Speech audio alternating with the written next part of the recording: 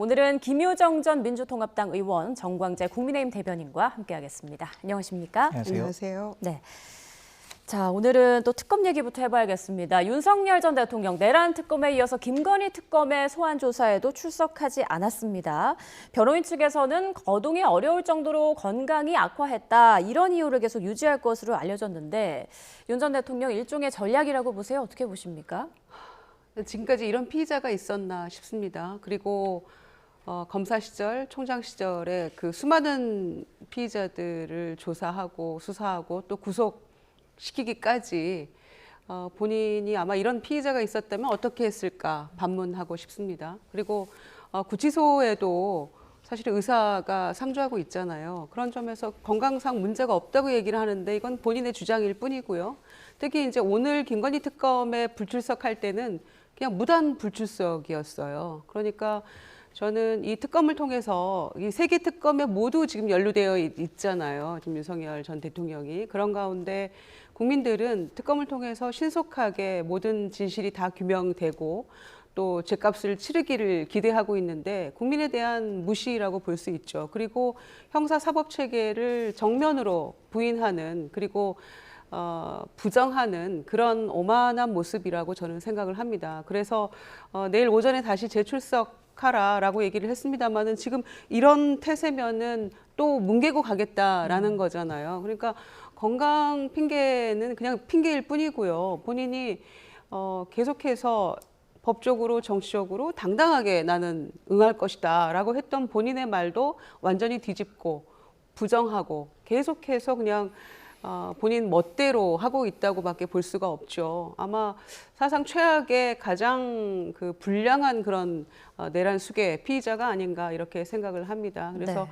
이런 모습 보면서 그나마 본인을 지지했던 지지자들조차도 실망하고 등을 돌리고 있기 때문에 국민의힘도 지금 형편없이 지지율이 내려가고 있고 또 상대적으로 이재명 대통령이 또 지지받고 있는 게 아닌가, 거기까지 생각해 봤습니다. 네, 말씀하신 것처럼 윤 전 대통령 내일도 출석하지 않을 것이란 관측이 지배적인데 서울구치소 측도 전직 대통령을 상대로 물리력까지 행사하는 것에 대해서는 좀 난감한 그런 상황인 것 같아요. 어떻습니까? 일단 윤석열 전 대통령의 건강 상태가 그렇게 좋을 편이라고 단정할 수는 없을 것 같습니다. 본인이 당뇨라는 지병을 갖고 있었고 간 수치가 높다는 사실은 객관적 수치로 지금 드러나고 있습니다. 극도의 스트레스나 최근에 이어진 폭염 이런 것들로 인해서 건강 상태가 좋지는 않겠습니다만 그것이 조사를 전혀 받을 수 없을 정도인지 이 부분과 관련해서는 본인만 알 수 있겠죠. 저는 그렇게 생각합니다. 그리고 물리력을 동원해서 윤 전 대통령을 강제로 특검으로 데려와서 조사를 하기가 불가능하다는 점을 윤 전 대통령 스스로 가장 잘 알고 있을 것이기 때문에 특검 조사에 응하지 않는다고 봐야겠죠. 무엇보다 특검 조사에 응하는 것이 본인에게 유리할 것이 전혀 없을 것이다라는 전략적 판단한 것으로 보입니다. 본인이 2017년 당시에 특검을 직접 운영해 봤고요.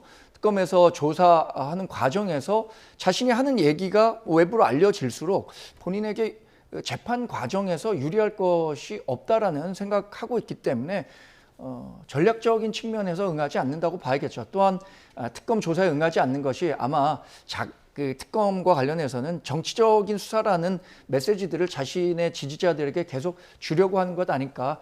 이런 관점은 윤석열 전 대통령 입장에서 한번 생각해 봤습니다. 네, 정광재 대변인과 비슷한 말을 서정욱 변호사도 했습니다. 윤 전 대통령 측과 소통하는 것으로 알려진 서정욱 변호사, 윤 전 대통령의 불출석을 이렇게 분석했는데요. 들어보시죠. 워낙 좁은 데서 또 대통령이 평소에도 건강이 워낙 안 좋기 때문에 지금 상당히 어렵게 힘들게 지내고 있다는 이야기 들었습니다. 대통령은 건강이 문제지만 기본적으로 이번에 2차 영장 구속영장 있잖아요. 그때부터 그 특검의 수사가 이미 결론을 맞춰놓고 짜맞추는 거다. 정치 보복이다. 이렇게 인식을 그렇게 하고 있어요. 그래서 아마 건강은 대명분이고 실제로는 그 특검 수사가 잔인한 정치 보복으로 이미 정해놓은 결론으로 간다. 그래서 아마 전면 보이콧 이렇게 보입니다. 네, 건강은 대의 명분일 뿐이고 특검 수사가 잔인한 정치 보복이기 때문에 윤 전 대통령이 조사를 거부하고 있다. 이런 취지의 내용이네요. 글쎄, 서정 변호사는 뭐 변호인은 아니죠. 윤석열 전 대통령의. 그런데 저런 이야기들이 실제로 도움이 되는 이야기일지 한번 생각을 하고 얘기를 했으면 좋겠다 봅니다. 그리고 건강은 대의명분이고 사실은 무슨 정치 보복이다, 잔인한 정치 보복이다 이렇게 얘기를 하고 있는데 이게 정치 보복인가요? 자업자득 아닙니까? 불법 계엄 누가 시켰습니까?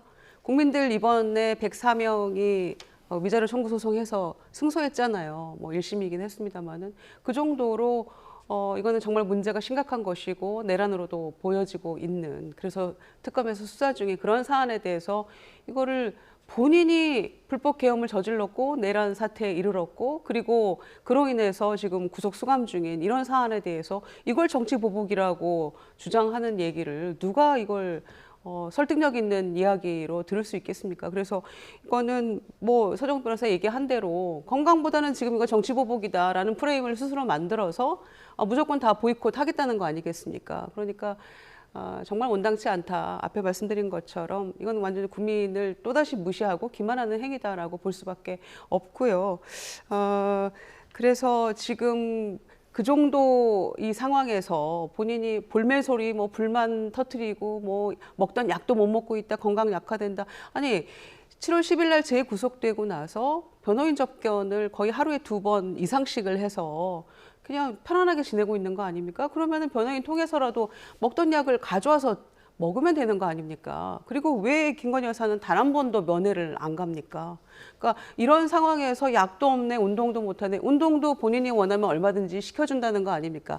다른 재소자들하고 분리해서 시켜준다는 거 아닙니까? 그런데 본인이 안 하고 있는 것처럼 보여요. 그런데 이런 여건 속에서도 볼매소리하고 계속해서 문제 제기하는 것은 정말 배부른 소리다. 지금 호캉스 하러 간 게 아니지 않습니까? 그 안에 반성하고 사죄하고 그냥 수사에 적극적으로 임해서 본인이 죗값을 받는 게 마땅한 일인데 여전히 지금 이런 얘기를 하고 있는 것은 참 듣기 민망하고 참 부차하다. 이렇게 생각합니다. 네, 김 전 의원님께서 지금 윤석열 전 대통령 접견 여러 번 하면서 좀 편하게 지내고 있는 거 아니냐, 호캉스 하는 거 아니지 않느냐 이런 말씀해 주셨는데 윤석열 멘토로 불리는 심평 변호사가요, 연일 윤 전 대통령의 수감 생활을 전하면서 인권 침해를 주장하고 있습니다. 어떤 내용인지 화면으로 함께 보시죠. 네, 심 변호사는 그제 SNS에 윤 전 대통령을 만나 놀랍고 가슴 아픈 내용을 들었다면서 장문의 글을 올렸습니다. 윤 전 대통령이 구금된 독방은 1.78평으로 밤에 자리에 누우면 꼼짝달싹 못하고 골판지로 만든 받침대 앞에 쭈그리고 앉아 간신히 식사를 하며 최소한의 운동도 할 수 없어서 소화에 문제까지 생겼다며 한마디로 생지옥이라고 강조했습니다. 이에 지난해 불법 정치자금 수수 혐의로 법정 구속됐던 송영길 소나무당 대표가 황당하다며 반박에 나섰는데요. 윤 전 대통령 방은 일반 수용인 4명이 갇혀있는 공간이고 덜 더운 2층이라면서 나는 2평 넓이에 가장 춥고 가장 더운 3층에서 추위 더위를 견디며 11개월을 살았다. 내란 수교에는 천국 같은 특혜 시설이라고 말했습니다. 심평 변호사가 여기에 또 재반박을 했습니다. 어젯밤 SNS를 통해 윤 전 대통령 같은 큰 체구의 사람이 누우면 꽉 차는 공간이고 유영철 같은 미집행 사형수에게 배당되는 곳이다. 미국에서 한국의 전직 국가원수가 겪는 비참한 처우에 개입해주길 요망한다라고 적었습니다. 법무부는 앞서 잇따른 인권 탄압 주장에 사실무근이라고 선을 그었죠. 윤 전 대통령은 일반 수용자와 똑같은 기준으로 실외 운동을 보장받고 있다면서 수용 거실은 일반 독거실과 동일하고 다른 재소자와 특별히 다른 점은 없다고 밝혔습니다. 또 지난 2017년 헌법재판소가 권고한 교도소 수용자 1인당 면적은 0.8평 정도인데 윤 전 대통령 독방은 이보다 2배 넓고 여러 사람이 함께 쓰는 혼거실 수용자의 1인당 면적보다는 4배 넘게 큽니다. 네, 심평 변호사, 지금 윤 전 대통령이 인권 침해를 당하고 있다고 주장하면서 전직 대통령의 사례와 비교하기도 했고요. 정치 보복의 범인으로 내란 특검을 지목하기도 했습니다. 그리고 또 눈에 띄는 부분이 지금 미국 등 서방 국가에 계속 개입할 것을 요청하고 있다는 거예요. 이 부분은 어떻게 생각하세요? 일단 과거 우리가 군부 독재 시절을 겪을 때 김영삼, 김대중 민주화 운동을 하는 일이 있었잖아요. 당시에는 미국 시민사회를 비롯해서 미국 조야에서 대한민국 군부 독재와 관련한 우려의 메시지들을 많이 냈고 실제로 김영삼, 김대중 두 분이 민주화 운동을 하는 과정에서 지원을 많이 하기도 했었습니다. 김대중 전 대통령 같은 경우엔 미국 망명 생활을 하기도 했죠. 근데 지금 윤석열 전 대통령의 처우와 관련해서 미국이 이 정도의 목소리를 낼 것인가라는 부분에 대해서는 저는 동감하기 좀 어렵다고 생각합니다. 미국 시민사회에서 그러면 윤석열 전 대통령이 정말 정치적으로 핍박을 받고 있기 때문에 구속이 됐느냐, 이런 공감대가 미국 시민사회에 있다고 보기는 어려울 것 같습니다. 다만 윤석열 전 대통령이 전 대통령이어서 특권을 가지는 일은 없어야겠지만, 그렇다고 해서 지금 내란 수교 혐의라는 굉장히 높은 수위의 혐의를 받고 있는 거죠. 그렇다고 해서 전직 대통령이 이렇게 수감된 경우가 있었잖아요. 전직 대통령과 비교해서 또 차별을 받을 만한 일은 없어야겠죠. 만약에 그 차별의 정도가 심하다고 한다면 윤석열 전 대통령 측에서 얘기하는 정치적 압박이다, 보복이다, 이런 것에 대한 빌미를 줄 수 있기 때문에 그런 일은 없어야 할 거라고 생각합니다. 예. 처분하실 말씀 있으시면 글쎄요, 전직 대통령에 비해서 차별 대우를 받고 있나요, 지금? 그렇게 비교 분석한 결과가 나온 바가 있나요? 그거 아니지 않습니까? 지금 전직 대통령이라는 이유 때문에 4~5명이 그 수용되는 방을 혼자서 사용하고 있는 거 아닙니까? 그런데도 이런저런 이야기를 하면서 여기 뭐 생지옥이다, 이런 과도한 표현까지 하는 것은 참 너무 나갔다라는 생각이고요. 그 다음에 무슨 미국을 비롯한 뭐 서방 국가에서 도와줘야 된다? 윤석열 전 대통령이 민주투사입니까? 아니면 무슨 양심수입니까? 지금 이런 부끄러운 얘기를 어디 이렇게 SNS에 올리고 이야기하는 것인지 정말 듣는 저희가 민망하고 부끄러울 지경입니다. 그렇게 뭐 차별 아니냐 이렇게 얘기를 주장할 거면 그냥 다른 수용 그 재수자처럼 홍거방에서 그냥 있으면 됩니다. 가서 다 같이 운동하고 다 같이 모로 누워서 자고, 아니 화장실 다녀오면은 자기 누워서 잘 자리가 없어지는 게 현실이라는 거 아닙니까? 다 꽉 차가지고 그런 상황에서 혼자 4명, 5명 쓰는 방을 차지하고 있으면서, 아니 거기 구치소 가서 몸짱 되어 나온 사람도 있고 신문 읽고 책 읽고 책도 쓰고 나온 이런 많은 사례들이 있잖아요, 정치인 중에서도. 그런데 전직 대통령이면 정말 최소한 마지막 국민들의 자존심은 지켜줘야 될 문제 아닐까요? 이걸 가지고 이렇게 변호인인지 변호인이 되려고 하는 분인지 나서서 인권 침해 운운하는 것은 아까 얘기했던 정치 보복에 의해서 정말 난센스라고 생각합니다. 네. 자, 국민의힘 윤상현 의원이요. 그 2022년 국회의원 재보궐선거 당시 윤석열 전 대통령으로부터 공천 관련 전화를 받았다라고 이제 특검에서 진술한 걸로 알려지고 있습니다.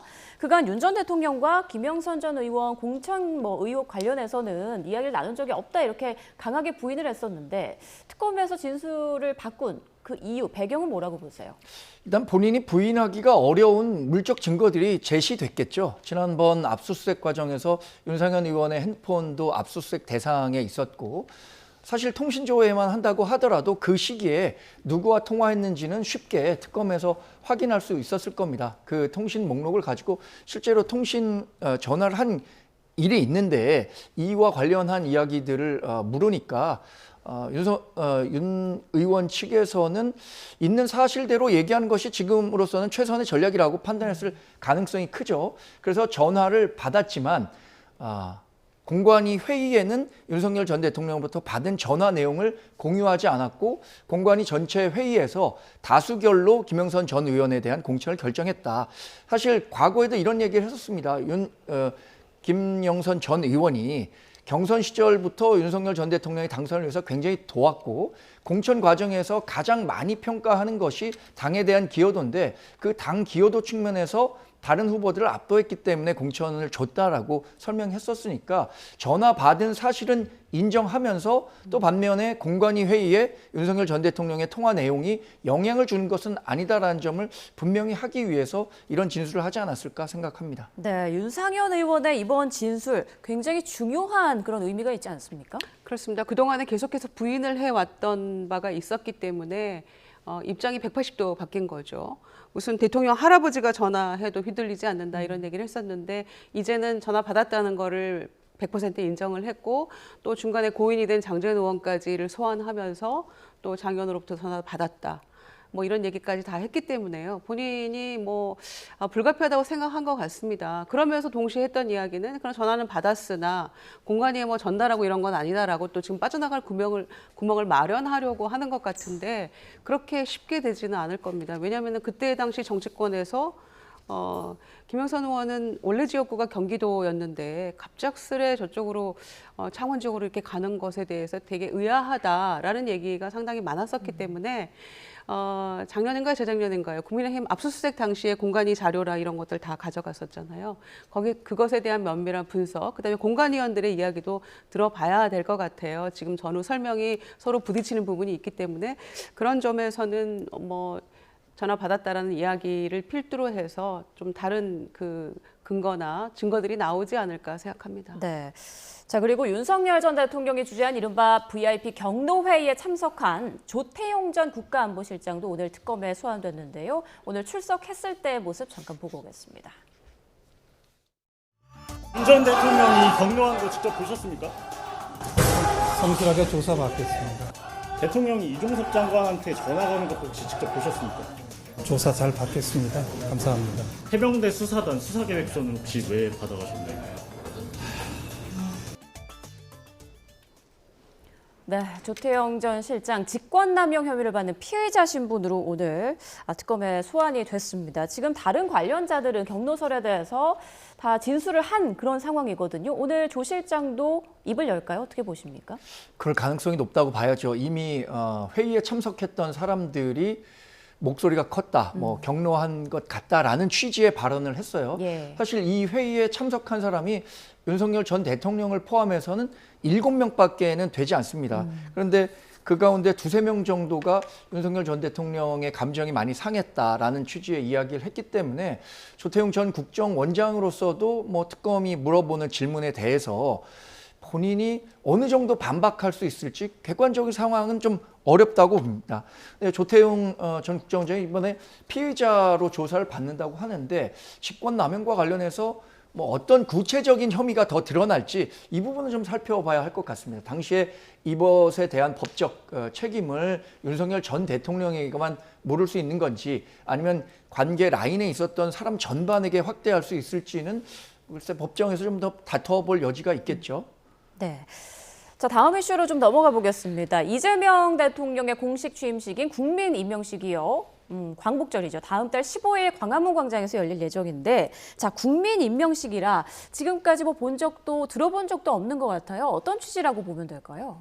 지난번에 이제 조기 대선으로 인해서 6월 4일날 선거 다음날 곧바로 취임해서 일은 시작을 했습니다마는 취임식을 공식적으로 한 건 아니었죠. 취임 선서식으로 약식으로 하고 곧바로 정신없이 이제 일을 시작을 했는데 그때 당시에 기회가 될 때 국민 임명식을 별도로 그런 자리를 마련하겠다라고 이제 약속한 바가 있습니다. 그래서 8월 15일날 광복절날 광화문 광장에서 저녁에 80주년 광복절 기념식을 하는데요. 거기에 한 30분 정도를 할애해서 나의 대통령을 임명합니다. 이렇게 임명장을 드리는 이제 그런 임명식을 한다는 거죠. 그런 점에서 뭐 광복절 기념 행사의 한 켠에서 잠깐 짬을 내서 하는 그런 행사고요. 그리고 국민 주권 정부라고 이제 명명하고 국민의 뜻을 받들어서 열심히 국가 발전을 선도하는 그런 대통령으로서의 어떤 역할을 잘 하겠다라는 취지이고요. 아직 이제 구체적인 뭐 누가 임명장을 어떻게 읽고 드리고 이제 이런 것은 알려지지 않았습니다만은 우상호 정무수석이 이제 이 관련해서 TF 맡고 있어서 여기에 대해서 이제 어제 조금 뭐 소상히 브리핑도 하고 이렇게 얘기를 했는데요. 뭐 공식적으로 경호 그 라인 안에 뭐 1만 명 정도 다양한 뭐 애국지사 젊은 미래 세대 K컬처 주역들 다 이제 초청을 한다고 하는데 그것은 이제 경호 그 구역 아닌데 국민 누구라도 가장 원하는 모든 분들이 함께 참여할 수 있는 그런 축제의 장이라고 할까요? 그래서 뭐 식전 문화예술 행사도 있고 한 30분 정도 이제 임명식이 있고 그다음에 또 축하 공연도 있고 한 2시간 정도 이렇게 행사가 진행이 될 것 같습니다. 그런 의미가 있고요. 또 국회에서는 그 전날 8월 14일 날 광복절 전야제 또 행사가 있어요. 그래서 이번에 특별히 이제 80주년 광복절을 맞이해서 전야제는 국회에서 또 8월 15일 날 저녁에는 광화문 광장에서 국민과 함께하는 그런 뜻깊은 자리가 될 것 같습니다. 자, 국민 임명식 소식에 국민의힘 당대표 선거에 나선 안철수 의원이 쓴소리를 했습니다. 국민 삶이 어려운 시기에 서울 한복판에서 왜 초대형 팬콘을 여느냐면서 전두환 신군부의 국풍 80일 또 언급을 했더라고요. 지금 말씀하신 것처럼 광복 80주년이라는 뜻깊은 행사가 예정돼 있습니다. 뭐 30분이라는 짧은 시간을 할애한다고는 하지만 굳이 이재명 대통령의 뭐 대통령 임명식 그걸 거기에 끼워 넣을 필요가 있는 건가요? 전 그 당연히 그 보여주기식이고 본인의 지지층들을 결집시키기 위한 정치적 행사로 전락할 수 있을 것 같아서 8.15 광복 80주년의 의미를 오히려 훼손하는 것 아닌가라는 생각을 할 수밖에 없겠습니다. 10,000명 정도 참석한다고 하는데 참석을 신청받는다고 해요. 그럼 누가 신청하겠습니까? 당연히 이재명 대통령을 뽑았고 이재명 대통령을 좋아하는 사람들이 신청하지 않겠습니까? 그런 측면에서 저는 안철수 의원이 일종의 팬 콘서트 같은 거 하는 거 아니냐라는 이야기를 하신 것 같은데 이런 행사를 굳이 이 8.15 경축일을 맞아서 함께 해야 하는가에 대해서는 지지하는 사람들 또 이재명 대통령으로서는 기분 좋은 일일 수 있겠지만 반대 입장에서는 그렇게 반길 만한 일은 아니겠죠. 네. 아니 이걸 갑자기 국민 임명식을 합니다. 이게 아니고 취임 선서식을 하면서 별도의 기회가 되면 갖겠다라고 했던 바가 있고요. 기왕에 그 80주년 광복절 기념 행사가 열리도록 되어 있었고 준비를 하고 있었어요. 그러니까 별도의 혈세가 들어가는 건 아닙니다. 비용이 들어가는 것도 아니고요. 그러니까 그걸 가지고 안철수 의원이 이렇게 얘기해. 그래서 안철수 의원은 안 되는 겁니다. 이걸 가지고 비판할 걸 비판을 해야죠. 그래서 여러 의미가 있는 것인데 이거를 무슨 팬 콘서트다 이런 식으로까지 꼭 폄하해야 되겠습니까? 같이 축하해주면 좋지 않겠습니까? 네, 알겠습니다. 자, 8월 15일에 열리는 국민 임명식 얼마나 많은 국민이 또 광화문 앞으로 몰려갈지 지켜볼 대목인 것 같고요. 자, 최근 여권 일각을 중심으로 그 8.15 사면론이 불거진 조국 전 대표 지금 옥중에서 신간을 출간했습니다. 내용을 좀 봤더니 윤 전 대통령을 그 검찰총장으로 기용했던 때로 회상하면서 민정수석 비서관으로서 이런 사람의 본색을 꿰뚫어 보지 못한 점에 대해서 깊이 자책한다. 이런 내용도 담긴 걸로 전해지고 있는데, 자, 이 책 출간에 대해서 어떻게 보십니까? 일종의 뭐 정치적인 행보다 메시지다 이렇게 생각하는 부분도 많더라고요. 예, 일종 뭐 그렇게 생각할 수도 있겠습니다만은 정치적인 행보를 끝없이 해왔다고 생각합니다. 네. 작년에 이제 수감돼서 대법원 확정 판결 난 이후에 옥중에서 계속해서 아마 정치적 어떤 사안마다 현안 관련 메시지를 내왔기 때문에 저는 뭐 정치적 행보는 끊임없이 해왔다. 그리고 조국혁신당이 지금 여러 가지로 조금 어려운 상황이죠. 그러니까 뭐 당이 조금 침체되어 있고 조국 대표의 빈자리가 굉장히 생각보다 크기 때문에 아마 사면도 조금 굉장히 원하고 있고 이런 상황인 것 같은데요. 이거 보십시오. 이렇게 옥중에서도 책을 쓰지 않습니까? 그러니까 윤석열 전 대통령은 도대체 왜 그런 불평불만을 하는지 다른 정치인들을 조금 반면교사 삼았으면 좋겠고요. 이 조국 그 전 대표 같은 경우에는 뭐 끊임없이 이 안에서도 이제 뭐 이렇게 서신 형식으로 책도 출간한다고는 하는데 끊임없이 그 안에서 뭐 책도 읽고 또 정치적 메시지도 내면서 본인의 향후 이제 사면을 받을지 아니면 뭐 만기 출소가 되든지 그 이후의 어떤 정치적 모색을 지금도 진행형으로 하고 있는 것 같습니다. 네. 자, 사면에 대한 논의는 어떻게 좀 진행될지 두고 봐야 하는 부분인 것 같고요. 자, 조금 전 김건희 특검에서 브리핑을 진행했습니다. 수사 상황 브리핑 연결해서 들어보겠습니다. 공보를 담당하고 있는 문홍주 특검보입니다. 2025년 7월 29일 정례 브리핑을 시작하겠습니다. 지난 월요일 윤석열 전 대통령에 대하여 오늘 오전 10시에 피의자로 출석하라는 통보를 하였습니다. 윤석열 전 대통령은 아무런 사유도 밝히지 않은 채 오늘 출석하지 않았습니다. 특검은 내일 오전 10시에 출석하라는 출석 요구서를 오늘 오전 서울구치소장에게 다시 송부하였습니다. 만일 이마저 응하지 않는다면 체포영장 청구 등 강제 수사도 염두에 두고 있음을 알려드립니다. 이상으로 정례 브리핑을 마치겠습니다. 네, 김건희 특검의 브리핑 들어봤습니다. 윤석열 전 대통령 오늘 오전 10시로 예정됐던 1차 소환 조사에 응하지 않았고, 그리고 윤석열 전 대통령이 사유 밝히지 않고 출석하지 않았다라는 말이 있었고요. 내일 오전 10시에 출석 요구서 다시 송부를 했는데 내일 소환에도 응하지 않으면 강제 수사 등을 염두에 두고 있다. 체포영장 등의 강제 수사를 염두에 두고 있다라고 특검팀에서 밝혔습니다. 이 내용은 또 추가로 소식 들어오면 전해드리도록 하겠습니다. 앞서 그 조국 전 대표의 옥중 출간 내용 전해드리고 있었는데 국민의힘 입장도 좀 들어봐야 될 것 같아요. 조국 전 대표가 우리 그 정치에서는 팬덤 정치의 대명사죠. 물론 뭐 이재명 대통령, 뭐 한동훈 전 대표 팬덤이 있는 건 확실한데 조국 전 대통령이 지난번에 사실상 개인 정당을 만들어서 비례대표 12명을 당선시킬 정도로 상당한 팬덤을 갖고 있는데 내는 책마다 굉장히 많이 팔렸어요. 사실 조국 전 대표를 지지하는 분들이 열심히 책을 샀고 실제로 인세로도 상당한 수익을 올렸다는 거 아닙니까? 또 부인인 정경심 씨가 구속됐을 때도 영치금이 굉장히 많이 들어와 있었다라는 소식도 있는데 이런 팬덤을 적극적으로 하여튼 본인은 지금 수감돼 있지만 계속 이어가려는 행보, 그런 뭐 정치적 행보가 숨어 있지 않을까 싶습니다. 네. 자, 남은 시간이 얼마 없었어요. 지금 양당의 상황들 짧게 좀 짚어보고 마무리를 해야 될 것 같습니다. 지금 민주당 대표 선거 이제 나흘 뒤에 치러지게 되는데 정청래 박찬대 후보 오늘 밤 마지막 TV 토론을 하잖아요. 시간이 별로 남지 않았는데 어떤 변수가 좀 있다고 보세요?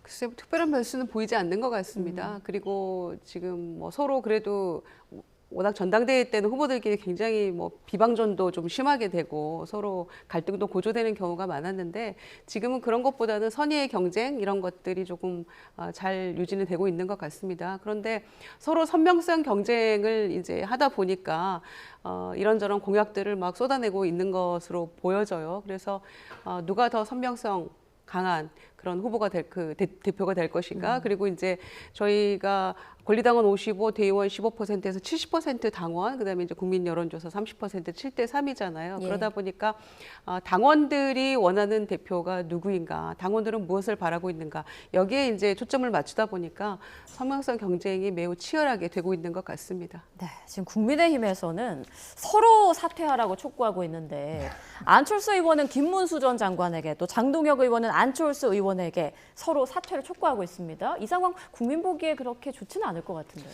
사실 민주당의 당대표 경선은 이른바 찐명 경쟁이잖아요. 누가 이재명 대표와 더 호흡을 잘 맞추고 더 가까운가를 어필하기 위한 캠페인을 하고 있다면 우리 당은 윤석열 전 대통령 또 계엄 탄핵과 관련한 여러 변수들로 인해서 이념 스펙트럼이 굉장히 넓은 상태입니다. 또 당원들 간의 갈등의 골도 굉장히 깊은 상태여서 예. 본인들 입장에서는 본인들을 지지하는 사람들의 표를 얻기 위해서 상대 후보를 좀 강도 높게 공격하는 경향이 강해진 것 같아요. 전체적으로 국민 보기에는 좋은 모습은 아닌데 어쨌든 8월 22일에 치러지는 당대표 선거 결과가 나오면 그 사람 중심으로 뭉쳐야 된다고 생각합니다. 지금 이루어지는 경쟁은 사실상 한 명의 대표를 만들기 위한 전체적인 선의의 경쟁으로 봐주셨으면 좋겠습니다. 네. 자, 민주당은 8월 2일, 국민의힘은 8월 22일에 이제 당대표가 결정될 텐데 그 이후에도 정치권의 흐름이 또 어떻게 바뀔지 주목됩니다. 지금까지 김유정 전 민주통합당 의원, 정광재 국민의힘 대변인과 함께 전국 상황 짚어봤습니다. 고맙습니다.